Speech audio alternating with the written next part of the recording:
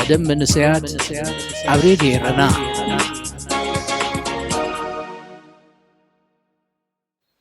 أبزز اللخمو سلام نعاكم يخون زخبركم سمعتي راديو إيرنا بحافشة بفلاي كأتخطاتلت مدب منسيات كما يتقنيو حمس كوينو نعاكم يخون يأمز برنامج مدبات حزنا أبساعتنا ترخيبنا لنا كسافت أمي مدباتنا مسانا خد صنحو بخبر زعد موكم أخبرت محاري سنايت أنحوت مدام من سياد عبريدي رنا ኣብ ሃገራት ኤውሮጳ ካብ ኤርትራ ብዝተለኣኸት ጉጅለ ባህሊ ተሰንዩ ፌስቲቫላት ተኻይዱን ክካየድ መደብ ተታሒዙን ኣብ ዝሓለፈ መደብና ኣብ ሽወደን ተኻይዱ ከም ዝነበረ ሓቢርናኩም ነርና ነዚ ፌስቲቫል እዚ ተኸቲሉ ብዙሕ ሕቶታት ክለዓልቀን እዩ እዚ ሕቶታት እዚ ካብቶም ብቐጥታ ዝምልከተና ኤርትራውያን ሓሊፉ ብዝተፈላለዩ ካልኦት ኣካላት ክለዓልቀን እዩ ሓደ ካብዚ ሓንቲ ሽወደናዊት ፖለቲከኛ ምስቲ ንነብሱ ከም መልእኽተኛ ገይሩ ከፋልጣ ዝቐነየ ኣካል ናይቲ ፌስቲቫል ዝኾነ ኣወል ስዒድ ሒዛቶ ዝቐነየት ንሕንሕ እዩ ኣብ ሃገረ ሽወደን ዝተኻየደ ፌስቲቫል ስዒቡ ኣብ ሃገረ ሆላንድ ክካየድ መደብ ተታሒዙሉ እኳ እንተነበረ ሆላንድ ግን ከም ሽወደን ኮይና ኣይፀንሐትን ብምትሕብባር ኤርትራውያን ተቓለስቲ ኣንጻር ስርዓት ግደፍን ፕሮፓጋንዳታቱን ነዚ ፌስቲቫል ብሕጋዊ መልክዕ ከም ዝብርዕን ገይሮሞ እተታሒዙ ዝነበረ መደብ ፌስቲቫል ራይስባይ ካብ እትበሃል ከተማ ናይ ሆላንድ ፕላዛ ኢቨንት ኣብ ዝተባህለ ኣዳራሽ ክካየድ እዩ ተወሲኑ ነይሩ እዚ ኣዳራሽ እዚ ብስቱርን ብጉህድን ኣብ ዝተፈላለየ እዋናት በዓላት ደገፍቲ ህግደፍ ዝካየደሉ ኣዳራሽ እዩ ሓደ ኣብነት ናይዚ ድማ ዝሓለፈ መዓልቲ ናጽነት ኤርትራ ግንቦት 24 እዩ ነቲ ኣብ ወርሒ ግንቦት ዘካየድዎ በዓል ብወግዒ ክሓበሩ ብውሽጢ ሓበሬታ ክለዋወጡ ድሕሪ ምውራሕ ነቲ በዓል ብዘይ ዝኾነ ይኹን ተጻብኦ ከካይድዎ ክኢሎም ነዚ ፌስቲቫል እዚ ግን ኣቐዲሞም ኣብ ቅርዓት ኣውፅኦሞን ሆ ክብሉሉን ክዳለውሉን ቀንዮም ቅዱሳት ኤርትራውያንን ደለይቲ ፍትሕን ድማ ነቶም ኣካራይቲ ናይቲ ኣዳራሽ ኢሜይላት ብምስዳድ እዚ ክዳሎ ተደልዩ ዝነበረ መደብ ውሑስ ክኸውን ከም ዘይክእል ከምኡ ድማ መሳርሒ ፕሮፓጋንዳ ናይቲ ዲክታተራዊ ስርዓት ናይ ኤርትራ ምዃኑ ክሕብሩ ጀሚሮም እቲ ሓበሬታ ድማ ካብኡ ሓሊፉ ናብ መምሕዳር ከተማ በፂሑ መምሕዳር ከተማ ራይስባይክ ነቲ ጉዳይ ክሪኦ ምስ ጀመረ እቲ ፕላዛ ኢቨንት ዝተባህለ ኣዳራሽ ከምኡ ዓይነት በዓል ንኸኽብር ኣቐዲሙ ኣብ መምሕዳር ከተማ ከመልክት እናተገብኦ ንዕኡ ስለ ዘይገበረ መምሕዳር ከተማ ጠጠው ክብል ወሲኑ ኣብቲ መጀመርያ እቲ መምሕዳር ፍቓድ ክሳዕ ዝህብ ክሳዕ 4 ሰሙን ክወስድ ከም ዝኽእል ክናፈስ ጀሚሩ እቶም ነቲ በዓል ክጽምብሉ ተሃንጢዮም ዝነበሩ ድማ ዓብ ተስፋ ኮይንዎም ነይሩ ግዳ ኣይ ከም ትጽቢቶምን እቲ ጉዳይ እናኸረረ ኸይዱ ህግደፍን መሓውራቶምን ከም ነፋሒቶ ሕብሮም ምቅያር ስልቶምን መታለሊ ነቲ ተዓሚቱ ዝድግፎም ምዃኑን ከይተርፍ ድማ ነቲ ፌስቲቫል እዩ ቢሎም ከም እኩባታሓ እምባሕ ክብልሉ ዝቐነዩ ራዮም ተራ ኮንሰርት ንኸምስልዎ ክሓባብሉ ፈቲኖም ካብኡ ሓሊፉ ድማ እቲ መደብ ብሓደ ስቲኽቲንግ ኤሪትሬስ ኔዘርላንድስ ፕላትፎርም ማለት ባይታ ትካል ኔዘርላንድስ ኤርትራ ዝተባህለ ከም ዝተዳለወን ኣብ ሆላንድ ዝነብሩ ኤርትራውያን ክዘናግዑ ነታ ካብ ኤርትራ ዝመፀት ጉጅለ ባህልን ንኣወል ስዒድን ከም ዝዓደምዎምን ወኪል ናይታ ትካል ምስ ጠበቑኡ ክካታዕ ጀሚሩ ካብኡ ሓሊፉ ድማ ነቲ መደብ ጠጠው ዘበለ ምምሕዳር ከተማ ራይስባይክ ናብ ቤት ፍርዲ ዘሄግ ከሲስዎ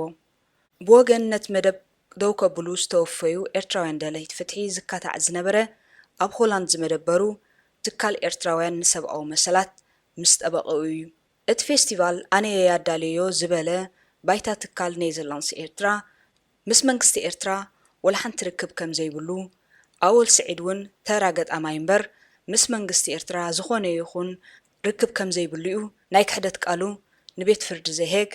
ሂብሉ ቤት ፍርዲ ዘሄግ የማን ፀጋም ናይቲ ጉዳይ ርዩ ኣብ ሓፂር ግዜ እቲ ፌስቲቫል ክስረዝ ውሳኒኡ ኣመሓላሊፉ እቲ ሕጋዊ መስርሕ ነቶም አንጊሆም ዝተቃለስሉ ኤርትራውያን ደለይቲ ፍትሒ ሞራል ዝህብን ሓቀኛ ፍርድን እኳ እንተነበረ ንህግደፍን ሰዓብቱን ግን ዓብ ፍሽለቲ ነይሩ እንተኾነ ግና ስዕረተን ከይቀበላ እግባ ይብላ ኮይኖም ነቲ ብደለይቲ ፍትሒ ዝተወስደ ስጉምቲ መታን ከነኣስዎ ካልእ ፈጠራዊ ምኽንያታትን ድራማታትን እናሰርሑ ነቲ ተዓሚቱ ዝድግፎም ህዝቢ ከታልዎ ቀኒዮም ኣሎም። ሬድዮ ኤረና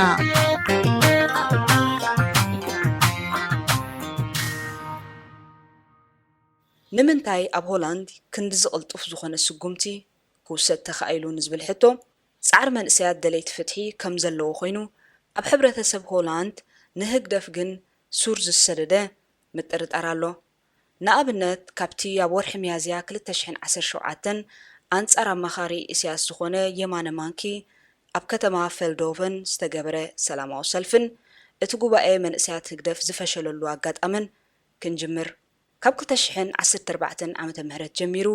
ብ10ታት ኣሽሓት ኤርትራውያን መንእሰያት ናብ ሃገረ ሆላንድ መጺኦም ዕቑባ ሓቲቶም በቲ ኣብ ዓዶም ዘሎ ዲክታተራዊ ስርዓት ዝኸለኦም ህይወትካ ናይ መምራሕ መሰል ድማ በቐሊሉ መንበሪ ፍቓድ ረኺቦም። ካብ ኤርትራ ዝመጸ ሰብ ካብዚ ዘመናዊ ዓለም ብፍላይ ከዓ ንባህልን ኣነባብራን ሃገራት ምዕራብ ዝምልከት ወላ ሓንቲ ሓበሬታ ስለ ዘይጸንሖ ብዙሓት ሆላንዳውያን ተገሪሞምን ተደናጊጾምን ከም ውጽኢቱ ድማ ንኤርትራውያን ዝምልከት ጉዳይ ብዙሕ ኣድህቦ ሂቦሞ ነቲ ስርዓት ከዓ ከመይ ገይሩ ዓጺዎም ከም ዝነበረን ካብ ኩሉ ምዕባለታት ድማ ከልኪልዎም ከም ዝጸንሐን ክግንዘቡ ኣይተጸገሙን። እቲ ናይ ፌልዶቨን ኣጋጣሚ ምስ ተሰምዐ ብዙሓት ሰንቢዶም። ምኽንያቱ እቲ ነዞም ኩሎም መንእሰያት ኣሳዲዱ ኣብ ሃገረ ሆላንድ ዕቑባ ክሓቱ ዝገበረ ስርዓት ብመንገዲ ደገፍቱ ኣብ ሆላንድ ዝደለዮ እገብራሎ ዝብል ሓቂ ክወሓጠሎም ኣይከኣለን። ብዙሓት ትካላት ንጉዳይ ኤርትራውያን ኣርቂቐን ክሕዝኦ ፈቲነን ብዝተፈላለየ መንገዲ ድማ መጽናዕቲ ክገብራ ጀሚረን። ሓደ ካብቲ ብረቂቕ መጽናዕቲ ዝተገበረሉ ድማ እታ ህግደፍ ነዋሕ ኢድ ሻዕብያን እንዳበሉ ዝምክሑላ እያ። እዛ ነዋሕ ኢድ እዚኣ ካብ ነፍሲ ወከፍ ሰብ 200 ከም እትወስድ ኣኼባታት ኣገዲዳ ከም እትጽውዕ ንሰብ በቲ ኣብ ኤርትራ ዘሎ ጥቕሚ ንኣብነት ጉዳይካ ምስላጥ ኣብ ኤርትራ ዘሎ ገዛኻ ንኸይውረስ ሬሳኻ መታን ዓድኻ ክለኣኽ ብታቦት ቤተ ክርስቲያን ወዘተ ንሰብ ከም ትታልሎ ተበጺሑን ተፈሊጡን። እዚ ድማ ንብዙሓት ትካላት ብፍላይ ከዓ እተን ብቐጥታ ምስ ስደተኛታት ዝሰርሓ ትካላት ብወርክሾፕ መልክዕ ተዋሂብዎንን ይወሃበንን ኣሎ። ምስ ዝተፈላለየ ትካላት እናተሓባበሩ ነዚ ወርክሾፕ እዚ ዝህቡ ጉዱሳትን ደለይቲ ፍትሕን ኤርትራውያን እዮም። እዞም ሰባት እዚኣቶም ነቲ ኣብ ኤርትራ ተበዲሉ ዝመጸ ህዝቢ ብፍላይ ከዓ መንእሰይ ኣብዚ ዓዲ ሕጊ እውን መሊሱ ከይብደል ፈቓደኛታት ዘይኮኑ ሰብ ሕልና ኤርትራውያን እዮም። ከም ውጽኢት ናይቲ ክትትል ትካላትን ሜድያን ሆላንድ ድማ ኣብ ግዜ ኮሮና ብሕቡእ ካብ ህዝቢ ብስም ኣብ ኤርትራ ዘሎ ህዝቢ ዝተዋጽአ ናብ ጁባመን ከም ዝኣቱ ዘይፍለጥ ከባቢ 155,000 ዩሮ ተረኺቡ ነይሩ። ኣብ ሃገር ሆላንድ ጉልባብካ ቐሊዕካ ደጋፍ ህግደፍ ምዃን ኣይከኣልን እዩ። ስለ ዝኾነ ከዓ ብመንገዲ እታ ነዋሕ ኢድ ኩሉ ብሕቡእን ብስርቅን ዝትግበር። እቶም ነዚ ተኸታቲሎም ኣብ ሕጊ ዘብጽሑ ዘለዉ ኤርትራውያን ደለይቲ ፍትሒ እቲ ዝሓሸ መንገዲ ሒዞም ኣለዉ።